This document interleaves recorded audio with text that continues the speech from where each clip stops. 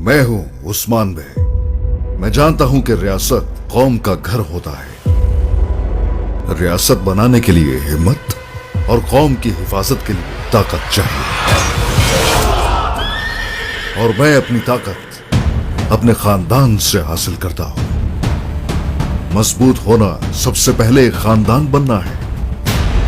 बहादुर और मकसद के लिए पुरज़्म मेरा बेटा बुरहान। तलवार से तेज दिमाग का मालिक मेरा सबसे बहादुर बेटा अलाउद्दीन।